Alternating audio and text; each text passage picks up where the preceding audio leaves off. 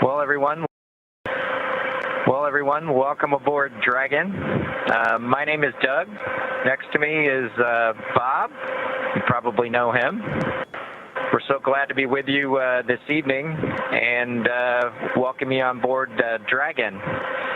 Got a couple things we want to talk about first before we kind of show you around. The first is kind of a tradition we've had over the years with spacecraft going way back to the Mercury era.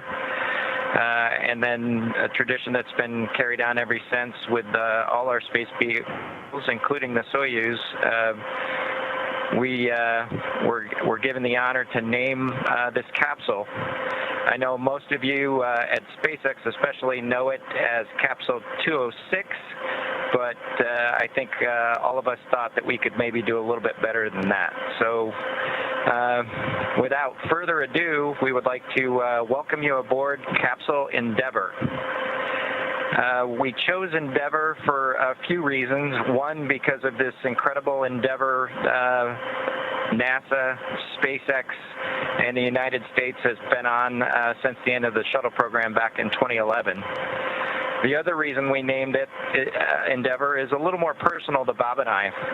We both had our first flights on Shuttle Endeavour, and it just meant so much to us to carry on that name. That's what we decided to go with. So we hope you enjoy that name, and once again, welcome on board.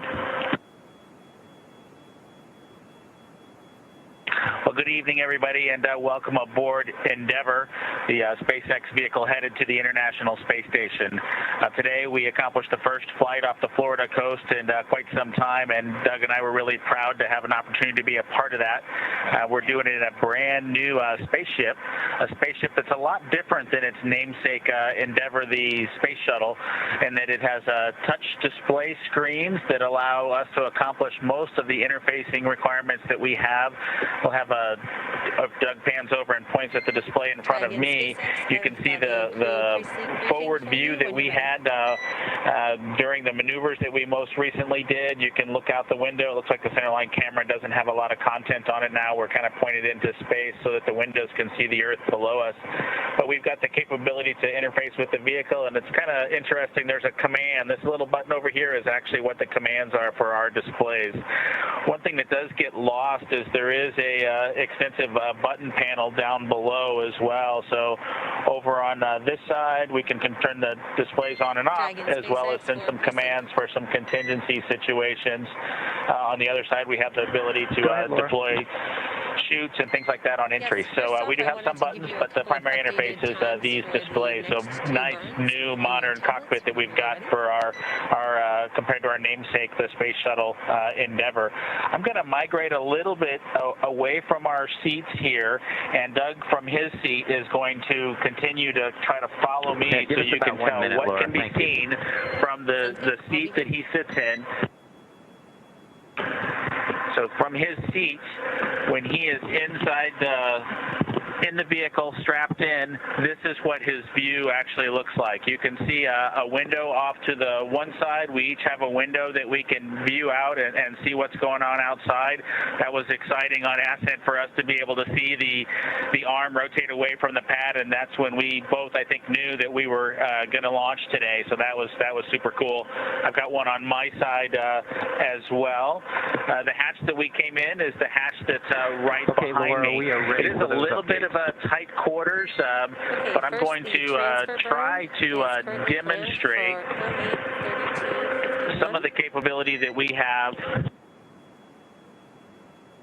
now that we're in zero gravity.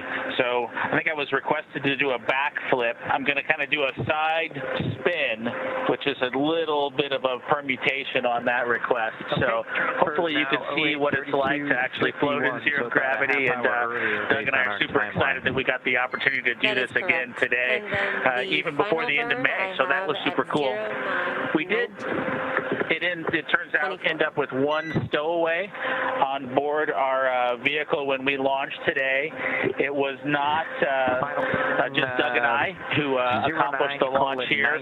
We do have an apatosaurus aboard. We both have two boys who are super interested in dinosaurs, and we collected up all the dinosaurs between the two houses, and Trimmer, the apatosaurus, got the vote from the boys to make the trip into space today with us. And so that was a super cool thing for us to get a chance to do for both of our sons, who I hope are super excited to see their toys floating around with us on board. I'm sure they would rather be here given the opportunity, but hopefully they're proud of this as well.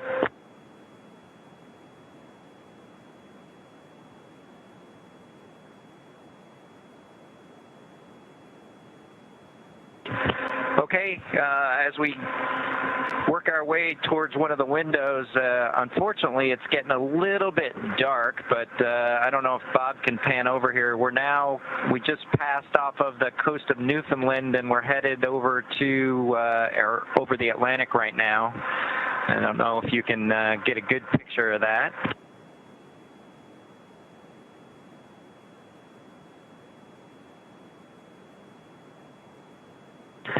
Anyway, hopefully you enjoy that view as we pass over the Atlantic, and I think with that we will work ourselves back into the seats and wrap things up for this evening.